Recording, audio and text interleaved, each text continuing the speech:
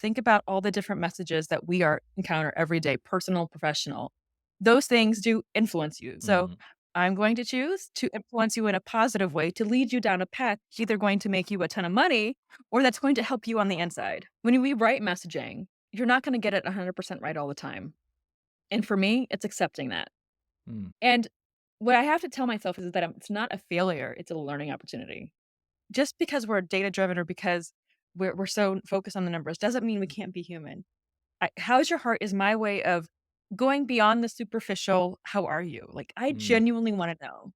Just lets people speak. And then once they clear all of whatever it is that they're experiencing out of the way, then we can get to work.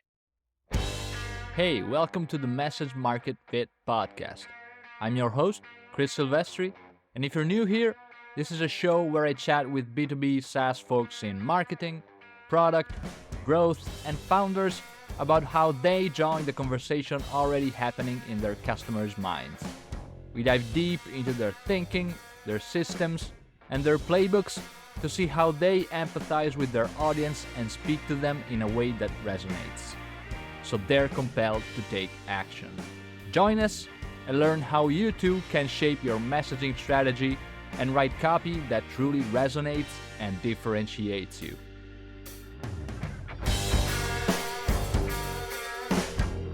I'm super excited about my guest today, Andreea Cojocariu.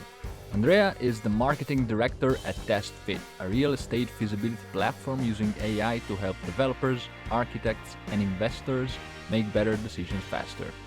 In this episode, we chat about the power of integrating data and creativity into marketing, Andrea's unique approach to team communication and company culture, and how focusing on joy can lead to success. Let's dive right in. Hey, Andrea, thank you so much for being here. Welcome to the podcast. Thank you so much for having me. Awesome. So let's dive right in. I know that I wanted to hear something about your background, but before going into that, I love this way of introducing yourself, of learning about other people, which is you always start every meeting with "How's your heart?" Can you tell me more about that? Yeah. It came out of COVID, to be honest, because when we're so far apart, it's hard to connect on a human level. And I have to remind myself that I'm not a robot because I, Mm, I I I live in the data, right? Data makes me happy and it's where I'm the most excited. But just because we're data driven or because we're so focused on the numbers doesn't mean we can't be human. So because COVID was such a shock and very traumatic, right? As a human experience, how's your heart is my way of going beyond the superficial. How are you? Like, I mm, genuinely want to know. And when yeah, you get to that genuine, heartfelt human connection, no matter where you are, whether it's a business interaction or whether it's someone down the street or whether it's someone in your personal life, how's your heart just lets people speak. And then once they clear all of whatever it is that they're experiencing out of the way, then selfishly, we can get to work, yeah, right? yeah, And yeah. we can do that's where that comes from. I care about people, but I want to get to work too. So that's Which is fair. super important, I think, especially working in B2B, right? A lot of Yeah. times, especially when writing messaging, we forget that we are actually dealing with humans and not with robots. So I, I love it. What's the most surprising answer that you've ever gotten from that? I think people are so shocked. They think that I somehow know something medically about them. I do not. I cannot see into your I'm not that gifted. I think that's it. I think people are shocked that I actually care. Yeah, Like, who is this stranger? Who is this Andrea woman caring about me as a person we just met? It's who I am as a human, right? We were created yeah, to be beings of love and light, and yeah. Also, yeah. I'm looking forward to trying it out myself. So you mentioned that you didn't pick marketing as the start of your career. Can you tell me a bit about how it all started and how you went into marketing?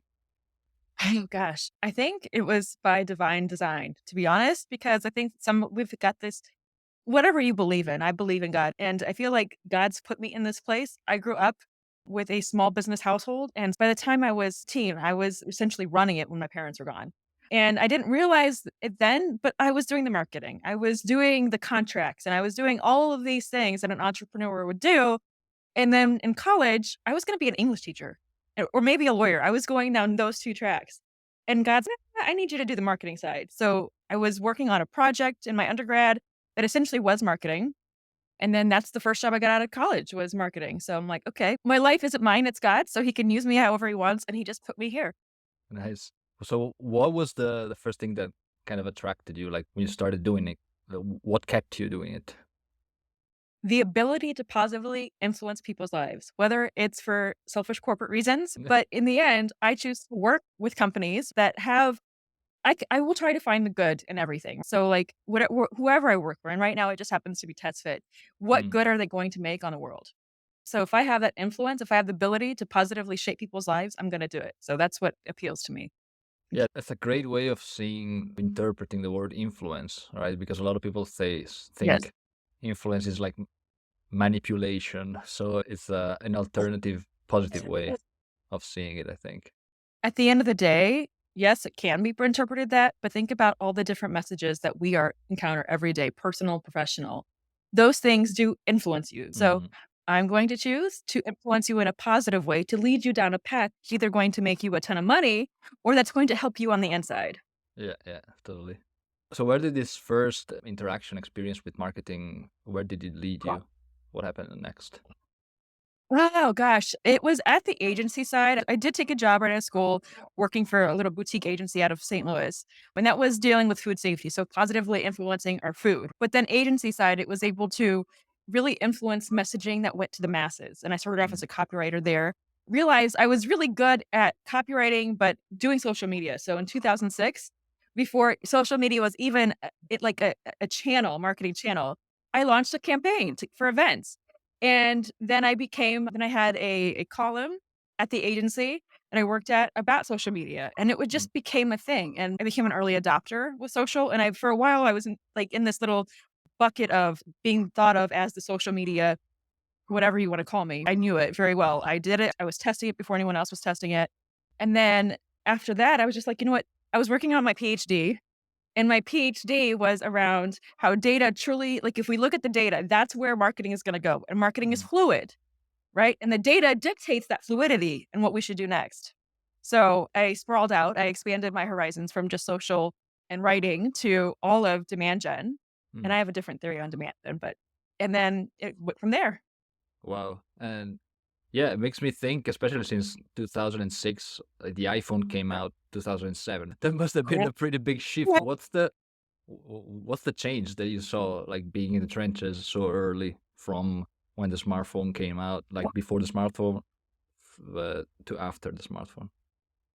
Honestly, it's the availability of messaging and the rate of at which people consume that messaging. Uh, So that's where content marketing really comes into play because it's you have to be ready with content at the very beginning and you have to be so incredibly agile with your messaging that like you reach the audience that you want to capture your ICP, you reach them at the right moment with the right messaging. So it's being able to act quickly and mm, the speed of which we have to create messaging has changed quite a bit.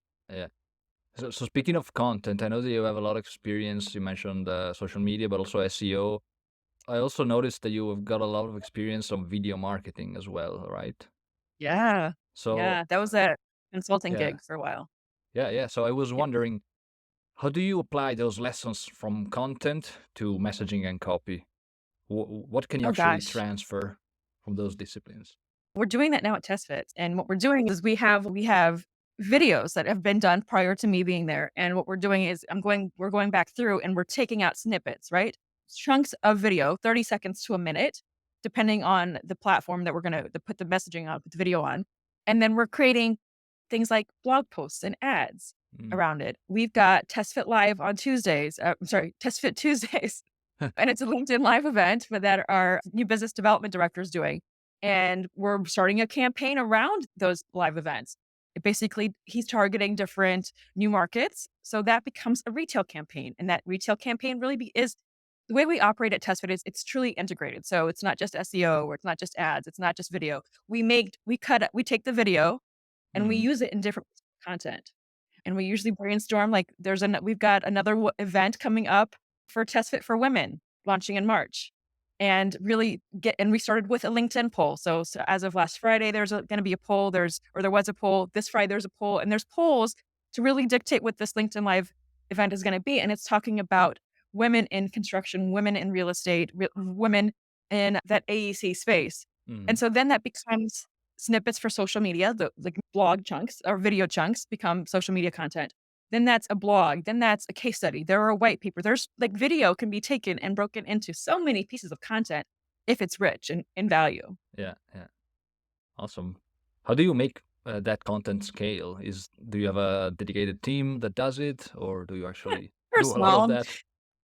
We're a small but mighty team, as most marketers can probably Yeah, attest to. Small and mighty juggling. does the job. We do have a person who does it, and of course you can outsource that too. But I just happen to have a super talented team that can do it. Awesome. And yeah, when it comes to team nowadays, it's hard to tell apart what the team is and what AI is as part of our team. Do you use AI as Uh-huh. well to repurpose that, or and how? That If yes. well, yeah, there are tools, and I quite frankly have vetted a few tools that I wish I could afford in our budget this year, but I cannot. Hmm. But there are tools that we are considering and even into considering for next year. So, yes, AI to us has the ability to generate the base of that content, but there's still that human element that refines it because it's not gonna get it right. Yeah, yeah. I remember I tried one video tool. I think it was for repurposing content, but it was supposed to select shorts from a long form video, but you could tell like the Yeah. shorts that it selected didn't really make sense. It was like random I'm not gonna pieces of use text.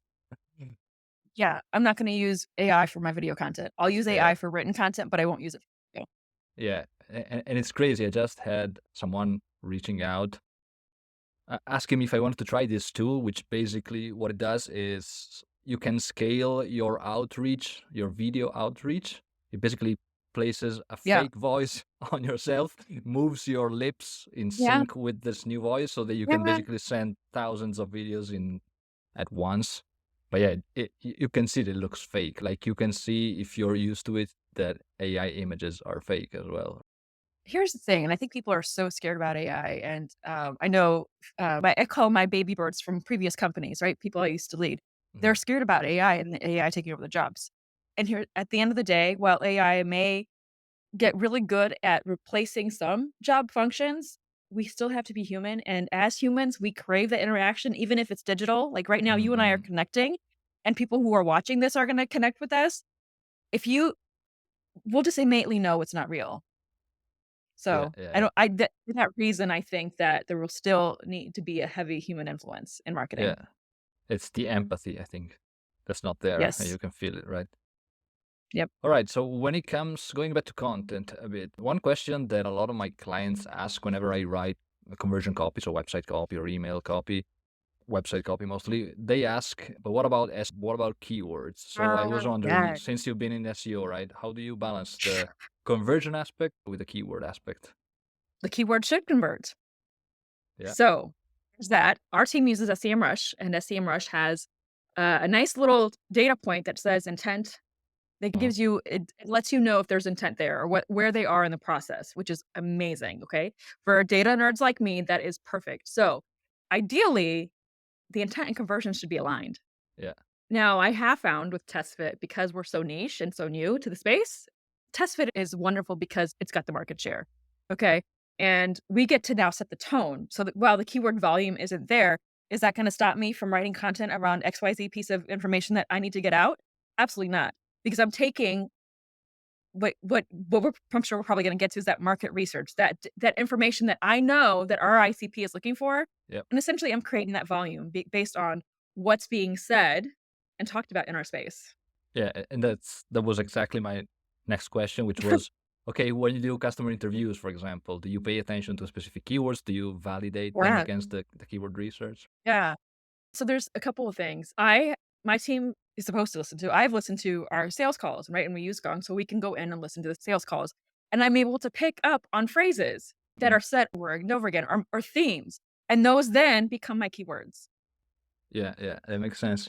One big concern with those customer interviews or yeah, all the data that you collect is that a lot of companies, maybe the sales team has those calls, but then the product team doesn't really use them, or sometimes marketing jumps into the calls, but then it's like a disjointed experience. How do you make sure that the whole team, all departments, are aware of the insights that you glean from those calls? This is a company culture issue, not a so the company culture has to be very transparent, right? And you have to foster as leaders, right? We have Mm, to foster those relationships. And if you don't foster them, you're not going to get that. So I yeah. would say leaders talk to each other and have test fits great because I've talked about our culture over and over again. Like it is so incredibly transparent and our leaders aren't afraid to talk to each other. And it's not even just the leaders, employees aren't afraid to talk to each other. So unless you have that transparency and encouragement from leadership for communication to happen, you're still gonna have those issues, but I Mm, encourage people to speak to each other.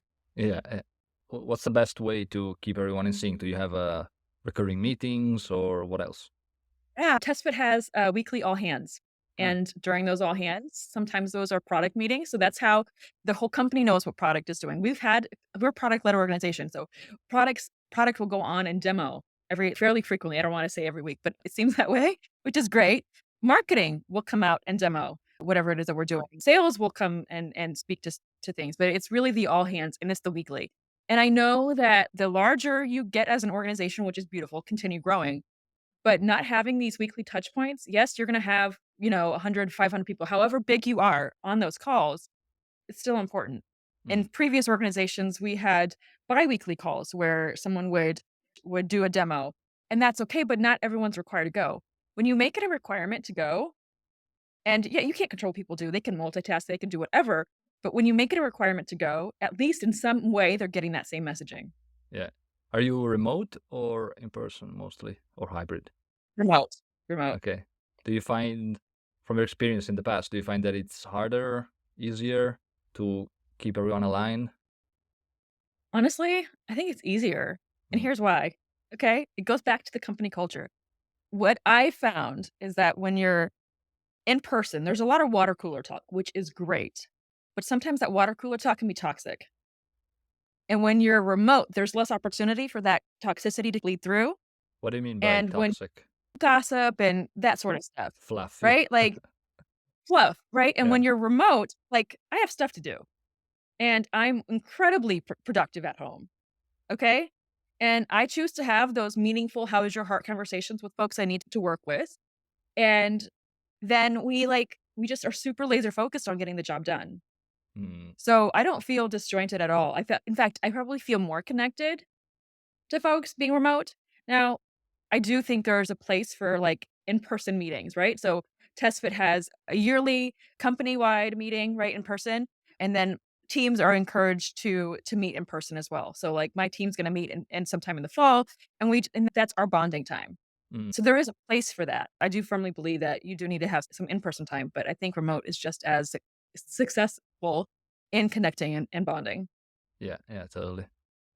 All right, I know that you're quite eager to jump into that because you mentioned it quite a few times, but I know that you are very data oriented, right? And you start the day off with data. So can you tell me a bit more about that? What's an example of your typical day? My typical day, I go into our HubSpot. I love HubSpot, by the way, so plug for them. I go look at our data and I say, "Hey, what came in yesterday? What came in this week so far? What's converted?" So I look at our leads, I look at our MQLs, I look at close one, I look at the sources, I look at the revenue, I look at our conversion, like what's converting. I look at our campaigns to see, okay, we launched this campaign last week. Where are we so far? So it's listen, it's a little bit of an obsessive thing for me because it's like I need to know.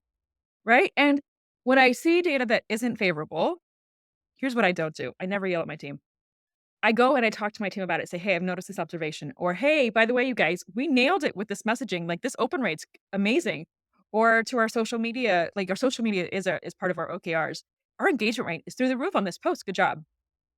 Or it gives so that data, one allows me to notice problems when there are problems to notice early on, but it also is a source of praise, right? And Mm, encouragement for the team. yeah, yeah, it's a very good way of using it rather than just using it for when things go badly, right? So I have a theory on that too, because again, we're human. Humans, we don't like think about the last time that you actually responded to like yelling and negative feedback, right? Like you don't respond well to that. So to me, there's no failure. There is a room for improvement. And that room for improvement is really just more education, right? Yeah, Or maybe just more testing. yeah, yeah. When it comes to data, a lot of people think that data and creativity are separate. Nope. What's your thought about that? because I do both. So it's, yes, okay, I happen to be different, okay? When I say I'm What do you mean special. by different? I How do you like, define yourself? I'm incredibly analytical, but creative at the same time. Okay, yeah. Right? Like, I used to be creative first, okay? And then someone early on in my career said, "You need to do better with analytics." And it just so happened to be that I was working on my master's program, I was ending that program, and then I was starting my PhD program, which, by the way, I never finished the PhD, but that gave me the bug for being engrossed in the numbers and the data. Hmm. And it takes practice, okay? To be able to understand reporting takes practice, to be able to infer that, okay, this we're learning that our conversions are really low right now and the lead volume is low, but gee, that's actually gonna impact pipeline. It's and then if we don't start doing stuff now, it's gonna impact us 6 months from now. That's you have to learn that. Yes, they're for the most part, they can be separate, but for the folks who hate math and who avoided it like I did in college, I didn't take a lick of math in undergrad, okay? I was an English major and speech comm minor, okay? Like, I avoided it, but then when I went for my master's, when I took my MBA, I realized that, you know what? I'm actually pretty good at it. I'm not a mathematician, okay? I'm still more creative than I am analytical sometimes. I can still communicate better in the written form, Mm. but man, are those numbers fun. And numbers tell a story, and I can tell stories. I love stories. It's like seeing the Matrix, right? You can see the code and get ideas. Yeah. What's Yeah. can you do you have a recent example of you looking at data and coming up with a creative idea? Ooh, you know what? I honestly can't think of one off the top of my head. I think no, I really can't. I'm so sorry for your listeners. I can't think Problem. of something off the top of my head. But Uh, I will tell you this. There was one instance, one company ago. Our numbers sucked. They really sucked, okay? And actually, maybe this is the story. Listen, you get me talking. And we weren't reporting on things correctly, like, revenue was down, all of this stuff, and what I wanted to get to is I wanted to forecast into what is going to get us to where we need to be as an organization to grow. So, I looked at what happened, okay? They did XYZ things, it wasn't working. I came on board, realized that our definitions were wrong, so we redefined our KPIs as an org together, we redefined them, and then I put together a strategy for the next 6 months to a year, what we were gonna do. And I looked at historical conversion rates, did multivariate forecasting, and I told a story of, "Hey, this sucked, okay? What we did before, it didn't get us anywhere, but there is some joyful news." Joy is my favorite word, okay? There's a story behind the word joy, but joy is my favorite word. We're gonna find joy in the next 6 months to a year because we're gonna do XYZ. hmm, So I guess that's really what it was. I used the historical data, I used the conversion data that was coming in at the time to then predict what we were gonna do later. yeah, and tell the story with that. Yep, Awesome. I love stories. Let's sit around a campfire and tell stories. Yeah, totally.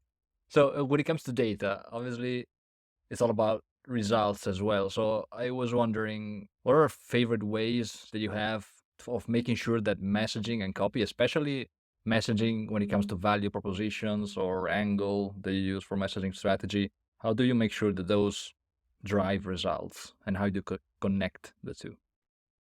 Okay, so I am incredibly blessed to be at TestFit for this very reason that social media plays probably the biggest role I've ever seen it play in any organization. I've been at this for almost 20 years, okay? So even when I first started out, we test some of our copy on social.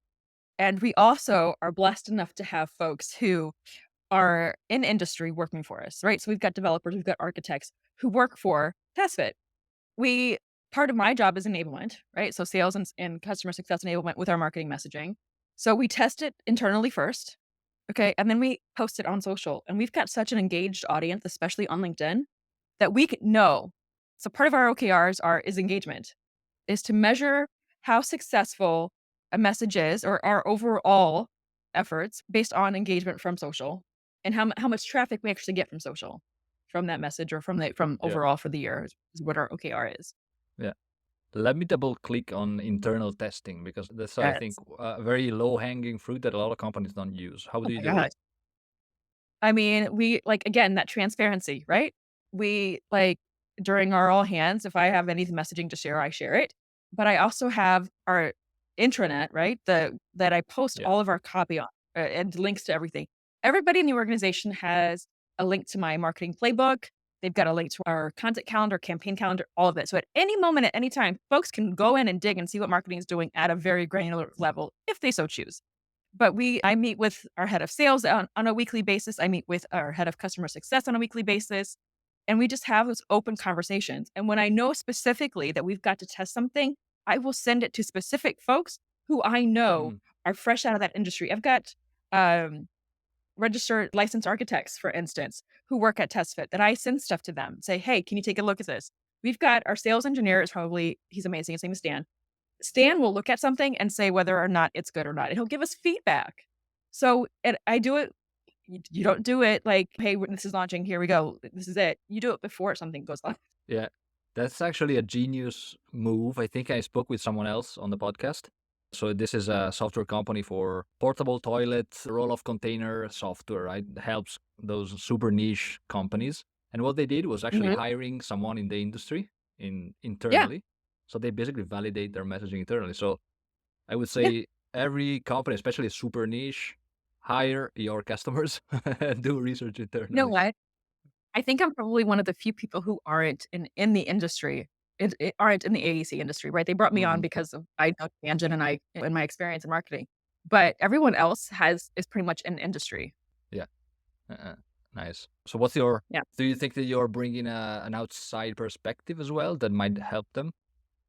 Yeah, I think there's a place for that. I'm definitely grateful for the opportunity to be at TestFit. There is, and especially when it comes to marketing strategy and what's actually happening in this and how we influence, again, that word influence, Mm. the yeah, our ICPs are the outside folks. So how do we cut through with all that extra noise and stay relevant to them? And I have vast experience with various technology vendors, right? And I bring that in and I just know things that convert typical conversion rates, right? That help. And I bring in my existing relationships with folks that help us grow. Awesome. So let's talk a bit about ICPs. So I know Yes. TestFit works with the developers, architects, contractors, brokers, students. So how do you go about getting all of these different perspectives and also making sure they are constantly up to date on messaging for each? I mean, it's a constant set of testing. And what I love about just marketing in general and just the world is a beautiful place. There's a lot of negativity out there, but the world is truly beautiful if you look for it. I look for it. So what I've found recently is that I've had these hypotheses, right? That certain things are going to be a certain way. And then I look at the data and the data tells me something different. The data told it was even a recent example was we had the same copy for architects and developers. Mm. Okay. We had we call a make them hot again campaign. Okay. Meaning that these folks were cold. They were leads from the past 2 years. Okay. And they just haven't been active. And I'm like, you know what? Easy way to bring in some extra revenue. Let me just go after those folks. Same copy, to architects and developers. We broke it out to those are the biggest buckets of our ICP in this bucket of people. And what architects tend to be more visual, okay? And we found that even that the architects actually clicked on the hyperlinks that were sorry, my brain is not functioning today.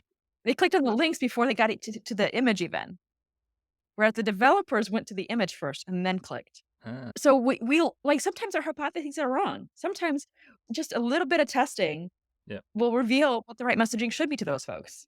Yeah, it comes down to yeah, you can have different personas, but also it's a different types of decision makers, right? You have maybe Yeah. people who decide slowly, some faster, some more emotional, some logical. It's not a lot of people think the typical saying is people decide on emotion and then justify with logic, right? But you might have some people who actually do the opposite. It doesn't We have always have to be the same. both thing. What people miss is that they focus on the decision maker when they develop their ICP, Mm, but there's a buying committee that yeah. actually helps make those decisions. So you have to account for all of those folks. And that's what we're in the process of doing right now. We're in the process of figuring out who is in the buying committee, who's in the buying committee for the architect, who's in the buying committee for the developer and the broker and students are another whole other conversation for us. Uh-huh. But it's those are our two buckets, right? So we have to figure out who those folks are, what they truly care about. But we still, at the end of the day, we still have to be human. Mm. Yeah, you might have the user, let's say, the business buyer. You also might have the influencer, so someone who is not using the product, it doesn't take out the wallet, but still influences the decision. Oh, Do you have that as like well? at TestFit? Yeah, we do, we do. We think about who is doing the research. And I think about just it's common sense. Listen, this stuff isn't rocket science. Just think about how you do business Yeah. yourself, how you make decisions as a leader, right? Like for me right now, because I usually go find the tools and then I'm the, the decision maker too. But the influencer is the people who use it on my team, right? But oftentimes it's a researcher saying, I have a problem to solve, or they get the directive to go find a solution to this problem. Okay. And then they end up being the influencer and they end up being the advocate and all of that. And then it's okay, now it's my turn to make a decision. And now I have to pass this on to procurement to make sure that the deal's right or pass this off to legal. So you have to figure in all of those things. And we do Yeah. that.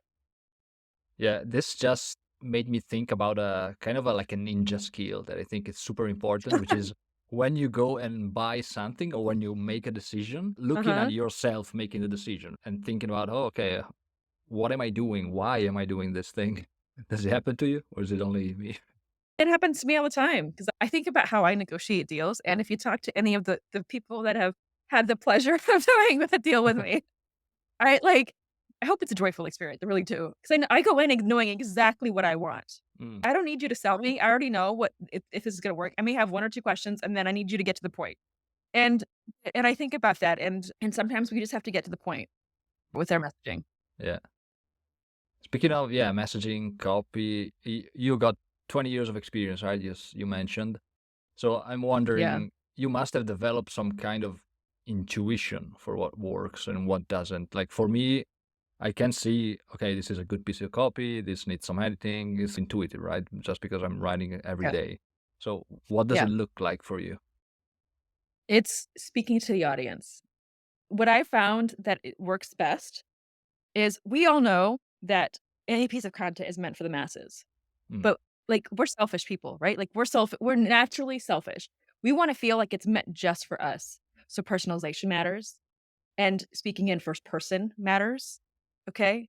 Don't speak to me in third person in an email. That's not gonna win you over, okay? Or even on social. It's like we need to zero in and feel like, "Gee, they're speaking directly to me." And that's where you need the personalization tools. That's where you need ABM. yeah, So, yeah. Speaking of these 20 years of career, also I wanted to ask, what's one thing that you changed your mind on completely on about messaging copy? messaging, oh goodness, what have I changed? I don't know. That's a really good you So stumped me on that one. something that you pivoted completely. PPC is where I've pivoted. What do you mean? Like paper search, pay per click, I'm sorry, pay per click. I used Yeah. to think that was part of every strategy, and what I've realized is that messaging is so incredibly watered down, and then I have to water it down so much it's not relevant anymore. So, where I message, I guessing is what where I message is what's pivoted, to be honest, Yeah. because Okay. I can't deliver concise messaging that I want, that resonates, that converts as well on a Google ad as I can advertising somewhere else. Yeah. Sorry, Google. That's a tough balance, right? Because PPC, we were talking about keywords. PPC needs to be keyword heavy. Yeah, Do you also find that it's possible to inject some actual voice of customer in PPC sometimes? there is. But here's the thing. Okay, this is not a dog on Google conversation, but this is just my experience in the past 20 Yeah. years. You have to have a lot of money to do well with Google and pay per click. Okay. And it's a crapshoot, right? You're gambling is what it is. And when you're a startup like we are at TestFit, you don't have that money to gamble. So what I found is I take that the keyword research to me goes beyond pay per click. Keyword research is a psychological thing. We as humans have an idea of something in our head and we go search for it. Now, search and like social, TikTok is coming up, by the way. Like social is becoming the new search engine. I said this 10 years ago. I'm like, watch people. That's why hashtags are important. Okay. So now what do people do? They go search on Facebook. Like I will go search on Facebook, like lawn care services near me or whatever. Or like you just do that. And so keywords really aren't just for search. They're for everything. And we as humans have those phrases stuck in our head. And then when we see that keyword phrase or when we see a phrase or a variation of it somewhere, our brain goes, you want to know that. And you Yeah. click it. So it goes beyond just your typical Google search. Yeah, that makes sense. Great. So we talked about company culture, right? So I'm Yes. wondering because this is something that I work on when I work on brand voice guidelines. So, company culture, mission, vision. How do you turn those Yeah. fluffy sometimes concept into actual copy on the website? I mean, one of the things that's sticking out to me right now is it's time. And that was before I got here, my SVP of growth, Laura Paciano. That was her phrase, it's time. And it's not part of our mission vision or anything, but it's the same idea. And you can find something that it's incredibly evergreen and just find ways to use it over and over again. So how am I using it? I call it like we're using it across as a theme for all of our campaigns. As a PLG company, I've decided that we're going to have based on the product buckets that we're going to have. Our messaging is going to be it's time for X, it's time for this Mm, product, it's time for this product. And so you take that and you find something that sticks and that's evergreen, that's so very like sticky and like it gets stuck in your head like a bad commercial, okay? And you use that. And I think about agility because being agile is something that we value at TestFit. And how quickly can we turn things around? How quickly can we pivot? How quickly can our brains think? And do we have the processes in place for us to be agile with our copy, agile with our strategy?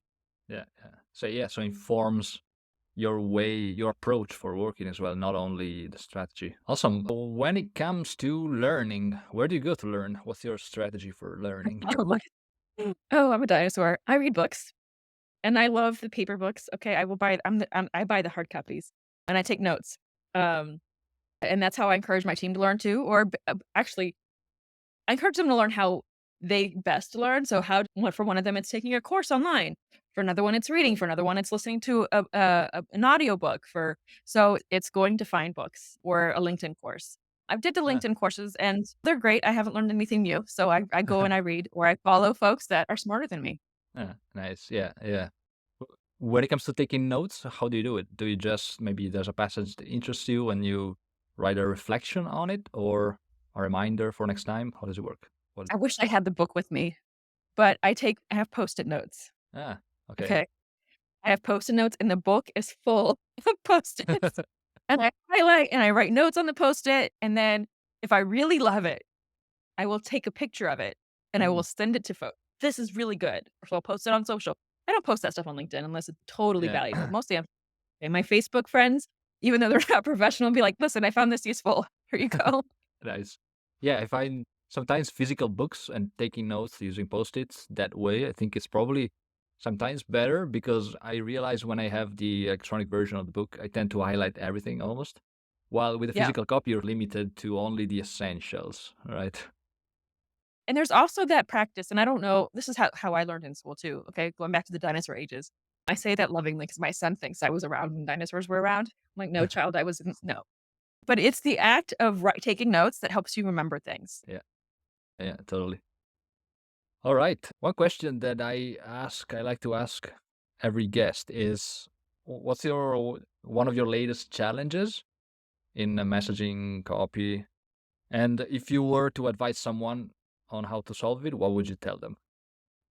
Ooh, latest challenges. I think it's getting when we write messaging, you're not gonna get it 100% right all the time. And for me, it's accepting that, Mm, okay? My team will put out content, and then there will be a ton of edits after the fact, and then I feel like a failure. I'm gonna be vulnerable. I do, I feel like that. And what I have to tell myself is that it's not a failure, it's a learning opportunity. So it's don't put so much pressure on yourself, says the person who does. Okay, but don't put so much pressure on yourself because it's okay to go live with something that even though someone else has edits after. It yeah, is, because you learn from it, and that's the part of that testing. So that's what it is. yeah. And Life learning. yeah, and be nice to yourself. It's Yeah. okay. All right. My last question is you're obsessed with joy, you mentioned, right? So Yes, I am. why is that and how can we experience more joy in our lives? Whoa, that is such a loaded question. Okay. I did not I grew up with on a small business household, but my life as a child was not the easiest. And what happened was is that again, this is why I talk about God so much. I'm a Christian, and even though my family didn't go to church all the time, God put me in positions where I could choose to learn about it. Joy comes from First Thessalonians, and be joyful always or rejoice always. And To me, joy is a choice. Hmm. You can choose to look at the world in such a negative way, or you can choose to be joyful and see that everything that we're going through is a life lesson. So I choose joy. Yes, life is hard. Yes, work is hard. Yes, marketing is always gets the short end of the stick. But we have the ability to choose joy and to see the positive influence that we're having.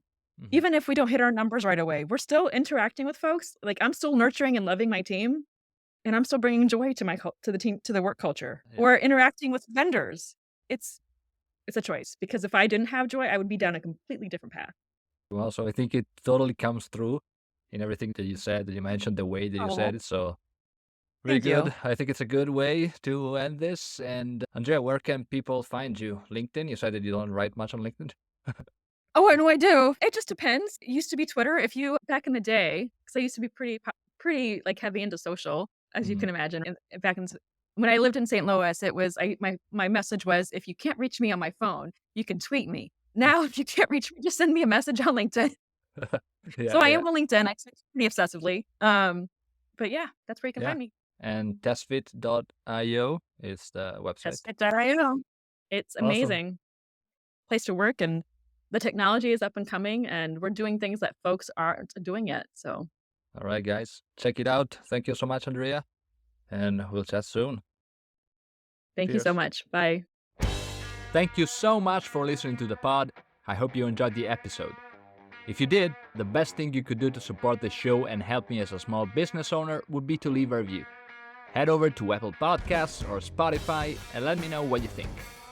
If you don't want to miss future episodes, subscribe, and if you have any feedback, questions, or suggestions for future episodes, just hit me up on LinkedIn at Christopher Silvestri or Twitter at SilvestriChris. Speak to you next time.